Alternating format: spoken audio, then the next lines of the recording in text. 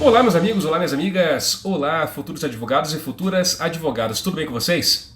Vamos agora, então, passar a resolução das questões de direito penal e de processo penal do 30º exame. Eu sou muito resistente para falar sobre nível de dificuldade da prova, porque, enfim, né, vai muito às vezes de qual área você costuma trabalhar mais, se você já fez estágio ou não, então algumas provas que alguns consideram difíceis, outros consideram mais simples, enfim, mas no geral, as provas de penal e processo penal da OAB, elas têm um nível intermediário. E eu ouso dizer que essa prova do 30º exame de ordem foi uma prova difícil. Eu considerei mais difícil do que todas as anteriores que a gente vem acompanhando aqui. Tá? Então, se você conseguiu ter um bom desempenho, parabéns mesmo, tá? Porque foi uma prova com um grau de dificuldade maior. As questões, elas com muitos detalhezinhos, não bastava responder apenas um ponto, normalmente você tinha que responder, para cada questão são 3 pontos que você tem que saber da matéria, então foi bastante coisa, assim. Claro que do ponto de vista de uma prova que cobra bastante temas, é uma prova bem elaborada, mas que exige demais do candidato, né? E também uma característica aqui foi mantida, característica das provas de penal e processo penal, não adianta só ler a lei, e não adianta decorar. Não é uma prova que a gente responde com decoreba.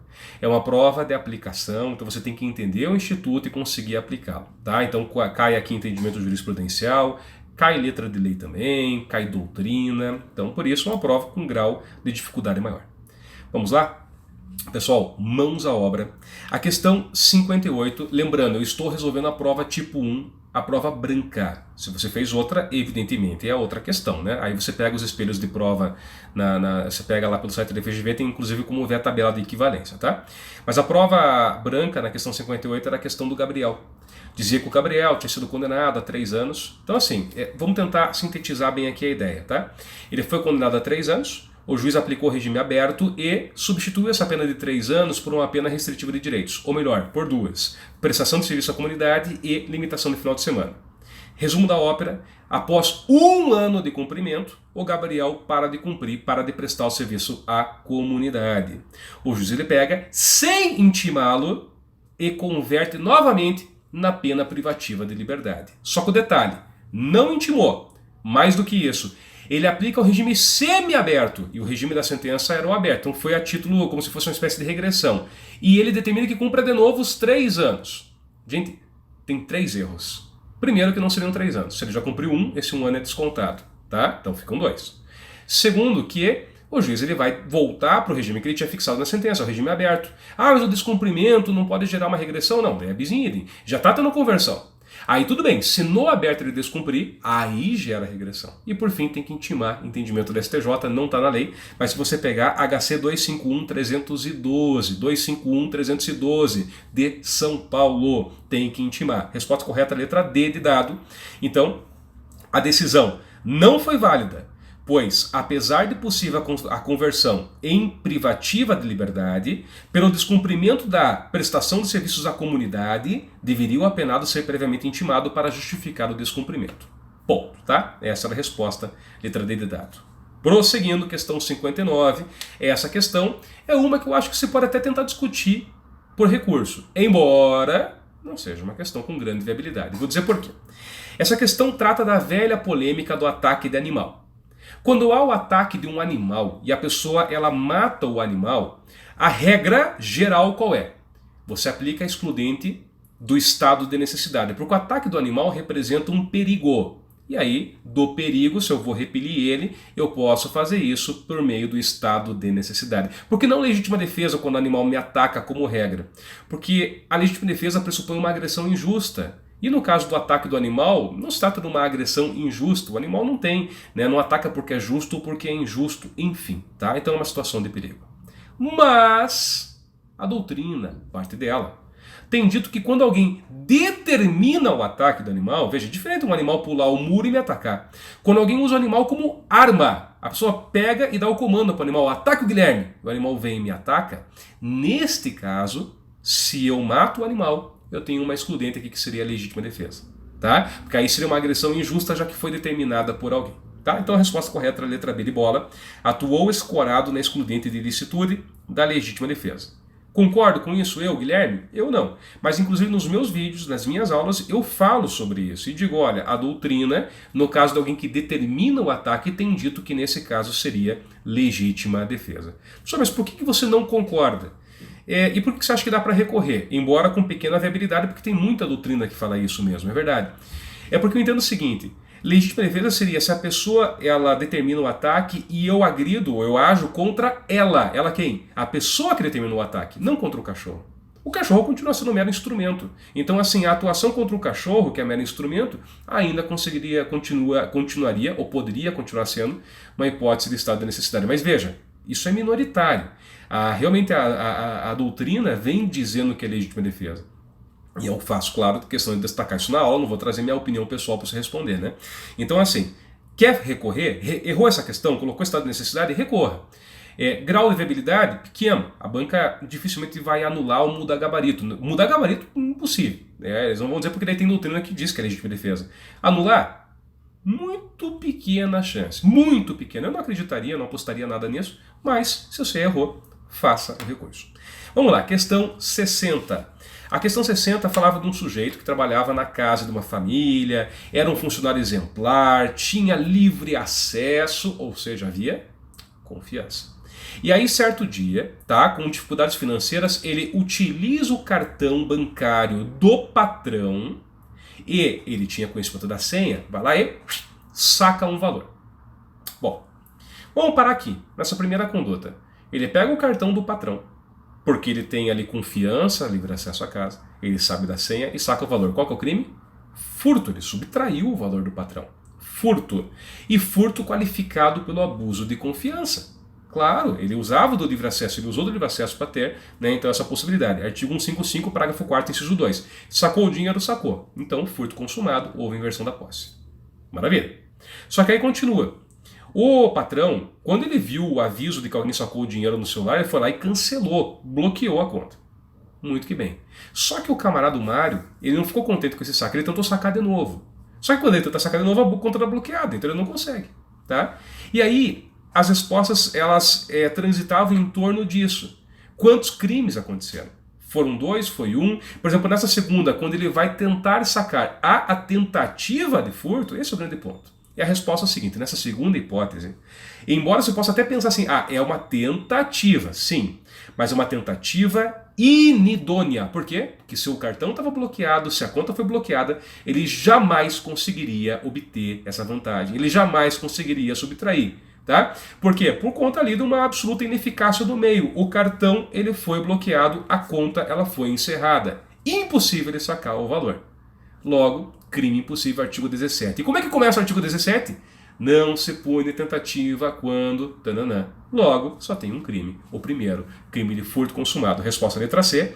Um furto qualificado pelo abuso de confiança consumado. Apenas. Vamos lá, continuando. Questão 61 falava da Regina. Gente, essa questão também, não querendo aqui fazer autopropaganda, mas já fazendo, trabalhei essa questão em sala de aula. É a velha questão do erro sobre a pessoa, tá? É a mãe que, sob influência do estado puerperal, vai para o berçário e quer matar o próprio filho. É a mãe que, sob influência do estado puerperal, vai para o berçário e quer matar o próprio filho. Porém, lá, confunde as crianças, confunde e mata outra criança.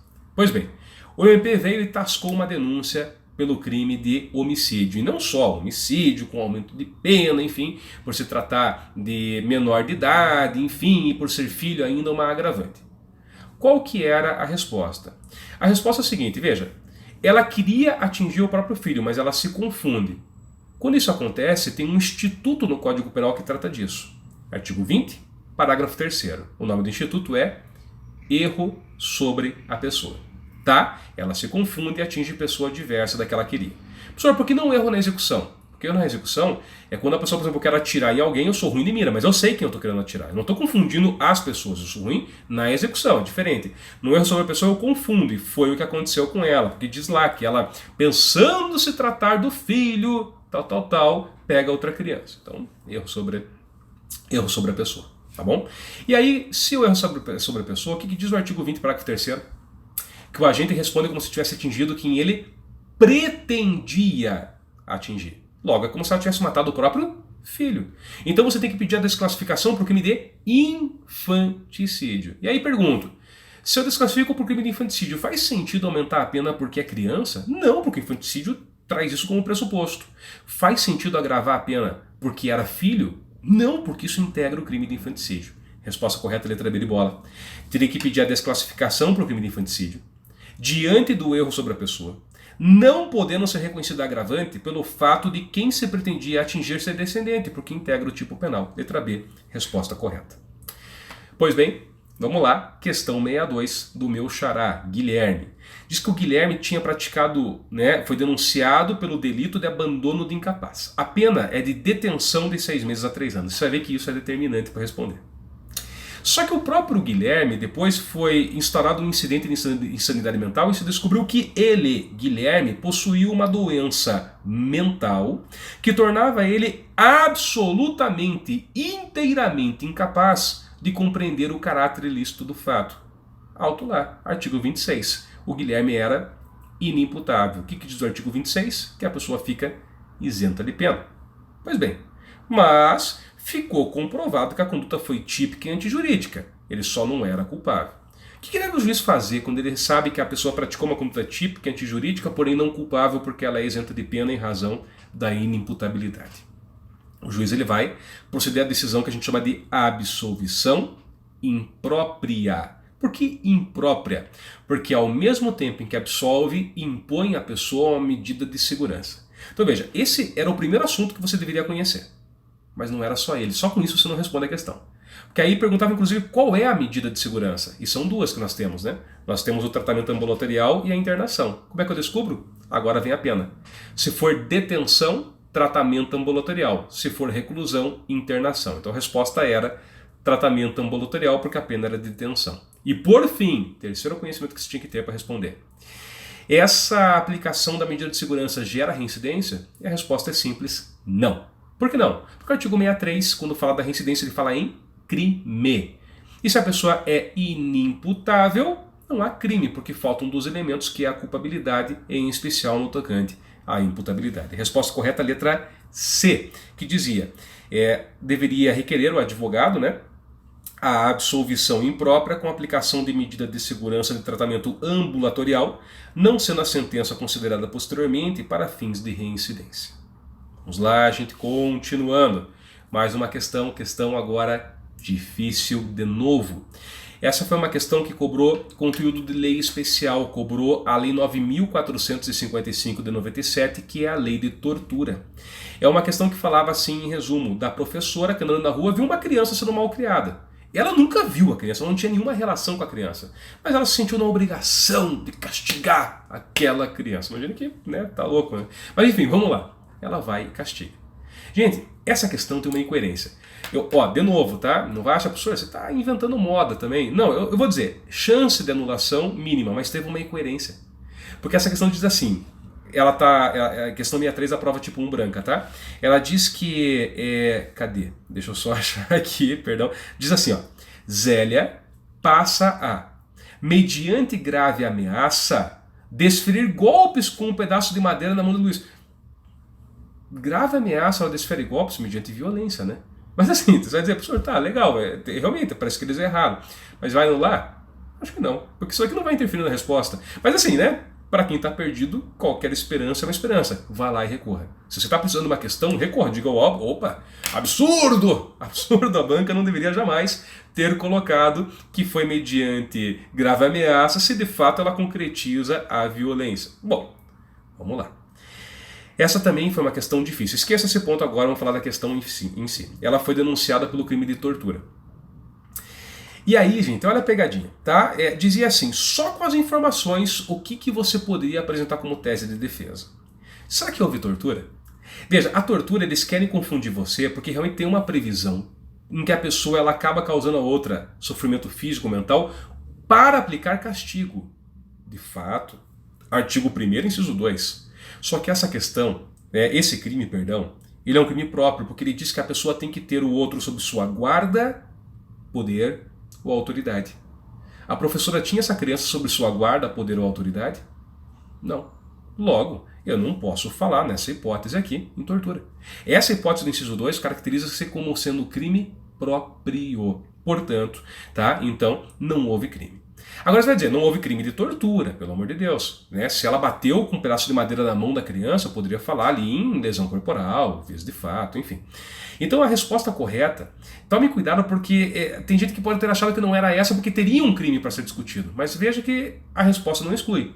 Era a letra A, dizia assim, ó, deveria requerer. Preste bem atenção. A absolvição de Zélia do crime imputado. Do crime imputado, ok. Ela não responde, não deveria responder por tortura. Pelo fato de que sua conduta não se adequar à figura típica do crime de tortura. Fato. Você diz, mas professor, mas pode configurar lesão corporal. Sim, mas eles negaram com essa alternativa a possibilidade dela responder por outro crime? Não.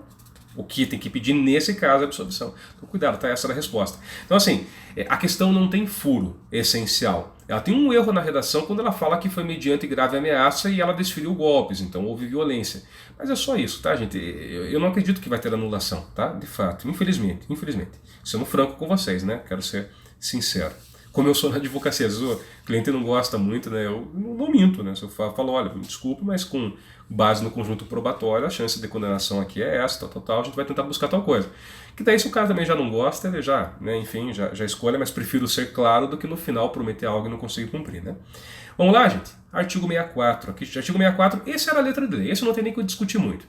É uma questão simples, da Josefina. Ele pediu a prescrição, antes da sentença, ele pediu a prescrição e o juiz negou a prescrição. Só isso, o juiz negou a extinção da punibilidade. Qual recurso? Gente, letra de lei, recurso em sentido estrito, prazo de 5 dias. Aonde que está isso? Confira aí. Artigo 581, inciso 9. 581, inciso 9. Ponto. Matou a questão. Vamos lá, continuando. Questão 65. Questão interessante. É a questão do Rogério, tá? Praticou homicídio, foi denunciado. Vamos lá. Rogério foi citado pessoalmente. Então, maravilha, válido. Só que Rogério, decide o seguinte, quer saber uma coisa? Eu não vou comparecer em nenhum ato. Ele é obrigado a comparecer? Não mesmo. Não mesmo. Tá? Então, ele foi citado pessoalmente e não quis mais comparecer. Ocorre o que quando isso acontece? Revelia. Ah, professor, mas não tem revelia em processo penal. Não tem, né? Artigo 367. Claro que a revelia do processo penal não tem nada a ver com o processo civil. Então eu não vou presumir verdadeiro nada, enfim, esses efeitos realmente eles não existem. Mas o juiz ele prossegue o processo sem a presença do acusado, desde que ele tenha sido intimado pessoalmente e não compareça ao processo. Pois bem, muito que bem. Chega ao final do procedimento da primeira fase, o juiz pronuncia o Rogério. Pronuncia. E mesmo assim o juiz manda intimar o Rogério, mesmo ele não tendo comparecido, manda intimá-lo. Só que tem um detalhe. O Rogério muda de endereço e não comunica ao juízo. Autolar, outro caso de revelia.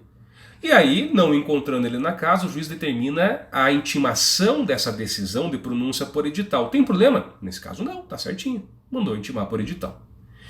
O Rogério toma conhecimento de que vai ter o júri.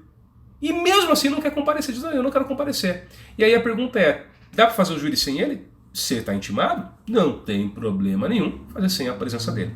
A resposta estava lá na letra C. O julgamento em sessão plenária do tribunal do júri, na hipótese, poderá ocorrer mesmo sem a presença do réu. Ele foi intimado, então não tem problema. Artigo 457 do CPP. Prosseguindo, questão, nossa, estou vendo aqui 18 minutos de resolução, já é bastante tempo, hein, gente? Mas vamos lá, vamos enfrentando. A questão 66 também é uma questão, claro, né? É uma questão assim, para quem é da área é fácil. É que é ruim para quem trabalha muito com civil. Você que fez muito estágio em processo civil e tal, talvez aqui você tenha um pouco de dificuldade.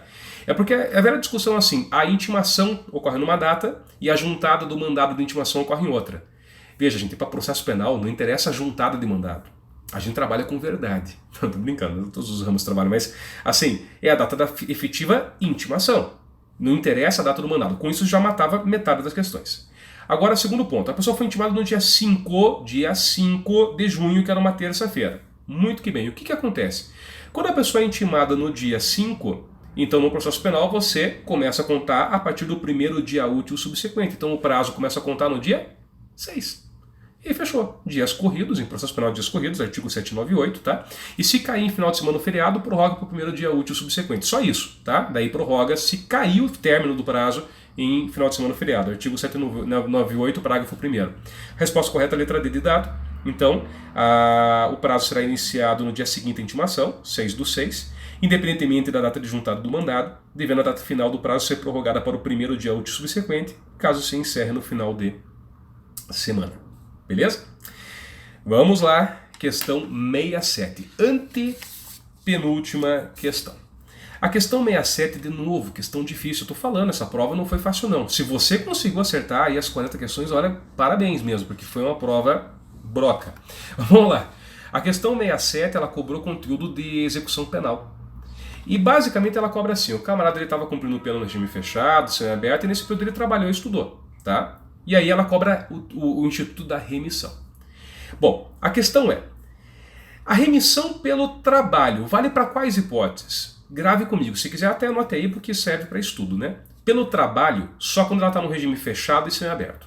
Quem está trabalhando no aberto ou em livramento condicional já não tem mais remissão pelo trabalho, porque o trabalho ele é obrigatório. Então não tem remissão. A remissão pelo trabalho vale no fechado e no semiaberto. Fechou? Beleza. E no tocante aos estudos, a distância ou não, os estudos. Bom, no caso dos estudos agora é mais elástica a possibilidade. A remissão ela ocorre no fechado, no semiaberto, mas também ocorre no aberto e no livramento condicional. Então daí pelos estudos a pessoa tem remissão, inclusive no livramento condicional. Beleza? Bom, quando a pessoa ela vai trabalhando, ela vai tendo um dia remido. Para cada 3 dias de trabalho, um dia mais de cumprimento de pena. Para cada 3 dias de estudo, um dia mais de cumprimento de pena. E tudo isso pode ser acumulado. É como se tivesse uma cestinha em que você vai colocando os dias remidos. Cada 3 dias vai jogando os dias que a pessoa conseguiu. Beleza. Quando ela pratica falta grave, ela pode perder os dias remidos? Pode. Na integralidade? Não. Não chegaram a esse ponto de cobrar quanto, mas ela pode perder até 1/3, tá? Até 1/3 dos dias remidos. E com essas informações fica fácil, depois você lê o caso, mas a resposta correta era a letra B de bola. O trabalho, somente quando é realizado em regime fechado ou semiaberto, justifica a remissão da pena. Mas o estudo à distância e a frequência ao curso poderão gerar remissão mesmo no regime aberto ou durante livramento condicional, podendo a punição por falta grave gerar perda de parte dos dias remidos. Tá bom? Então, a resposta é a letra B. Se quiser saber essa questão aqui do estudo, vai lá no artigo 126, parágrafo 6º da LEP, né? E ali você vai encontrar, né, inclusive, o Instituto da Remissão. Penúltima questão. Gente, trabalhei no curso essa questão boa, que trabalhava em relação à ação penal de natureza privada e o Instituto do Perdão. O fato é uma questão, e de novo, né, cobra vários conhecimentos. Um sujeito vai lá, depois de um jogo de futebol, me parece, enfim, encontra no carro dele um bilhete, no qual há algumas ofensas à honra dele. Só que ele não sabe quem foi que escreveu o bilhete. Dias depois, enfim, até meses depois, foi no dia 3/5 que ele encontrou o bilhete, no dia 28/6 contam para ele quem foi. Quem foi? Aí primeiro eu pergunto então, o prazo para oferecer queixa-crime da data do fato, dia 3/5, ou da data do conhecimento da autoria do fato, 28/6? Resposta, do conhecimento da autoria do fato. Então esse era o início da questão. Pois bem, continuava a questão e falava o seguinte, esta pessoa, sabendo quem eram, foram 3 quem o ofenderam. Contrata advogado e oferece queixa-crime contra os 3, e a queixa-crime é recebida. Tá bom? Depois de oferecido e recebido a queixa-crime, ele vai e encontra com um dos acusados, com um dos querelados. E decide lá, enfim, não prosseguir em relação a ele. Fala, não, meu camarada, né, com você eu não tenho nada, então você está fora. O que ele está fazendo? Eu fiz questão de não usar o termo aqui, porque a questão ela vai trabalhar com renúncia e perdão. Foi renúncia ou perdão? Renúncia seria se fosse antes da ação, como foi depois, perdão. Então o que ele fez? Ele perdoou o camarada. Ele perdoa um dos querelados. Só que vamos lá? O perdão dado a um dos querelados, a todos aproveita. É isso mesmo. E só produz efeito em relação a quem o aceitar. A resposta estava na letra D de dado. Então, a defesa dos querelados poderia buscar a extinção da punibilidade dos 3. Ele só quis perdoar um, mas busca dos 3. Caso concorde, só produz efeito em relação a quem concordar. Diante do perdão oferecido a Marcelo por parte de André, que deverá ser estendido aos demais coautores. Quer anotar aí? Anota artigo 106, inciso 1 do Código Penal e artigo 51 do Código de Processo Penal. Beleza? E, vamos lá, espero que ainda tenha alguém aí me escutando. Chegamos aqui na última questão, questão 69, que tratava do Carlos, advogado, que afirmou que um desembargador teria exigido 50 mil reais para proferir um voto favorável para determinada parte em um processo criminal de grande repercussão. Tá? Então ele acaba imputando ao desembargador o crime de concussão, artigo 316 do CP. O que acontece? O desembargador não deixa quieto, ele fica sabendo disso e tasca uma queixa-crime contra o advogado, por crime de calúnia. Só que o advogado está convicto que aquilo aconteceu, diz, isso aconteceu, não é mentira minha não, eu vou provar, eu vou entrar com uma exceção da verdade. Isso existe na calúnia? Porque só há calúnia se a pessoa imputar falsamente, se ele provar que é verdade, não há calúnia. Só que agora vem o pulo do gato. Tá? Eu vou até referenciar, né, The Jump of the Cat, como diria um colega meu, Walter Otaviano Jr. O ponto é o seguinte: quando eu entro com a exceção da verdade contra o desembargador, se nota que se porventura eu comprovar que o que eu falo é verdade, isso pode gerar um processo contra o desembargador? Só que o desembargador tem foro por prerrogativa de função. Então grave comigo, a exceção da verdade sempre tem que respeitar o foro por prerrogativa de função. E desembargadores são julgados por quem? Pelo STJ. E se você souber disso, agora você matou a questão. A resposta correta era a letra D, de dado, tá? Então, Carlos deverá esclarecer que, para julgamento da exceção da verdade, será competente o STJ, apesar de não ser o órgão competente para apreciar a queixa-crime. A queixa-crime, o advogado não tem foro prerrogativa de função, é oferecida perante o juiz de primeiro grau, mas a exceção da verdade perante o STJ neste caso. Maravilha, ok? Então com isso a gente fecha aqui as questões de penal e de processo penal. Como eu disse antes, prova difícil, não foi uma prova simples não, tá? Duas questões para tentar recorrer se você errou. A da legítima defesa, tentando dizer, olha, pô, né, é que assim, a doutrina fala isso, mas tenta fundamentar bem, dizendo, olha, a legítima defesa seria se a agressão fosse contra quem deu a ordem ao cachorro, foi contra o próprio objeto, contra o próprio cachorro, né? Enfim. E a segunda em relação à questão da tortura, quando diz que mediante grave ameaça ela bateu na criança, então foi mediante violência. Ok? Então é isso. Com isso eu encerro por aqui. Espero que vocês tenham feito uma excelente prova. Espero que vocês que estejam assistindo, se Deus quiser, já tenham conseguido as 40. Mas quem não conseguiu, mantenha a esperança. Sim, eu soube que tem questões em outras matérias que têm um alto grau de probabilidade de anulação. Na nossa, já que você está recorrendo, recorra de tudo que puder lhe aproveitar. Lembre-se que vale aqui o princípio da vedação da reformatio impégios. Então, o que você colocar te prejudicar não vai. Pode ajudar, tá bom? Então valeu, gente. Muito obrigado, tá? Fiquem todos com Deus. Bons estudos aí. Um abraço.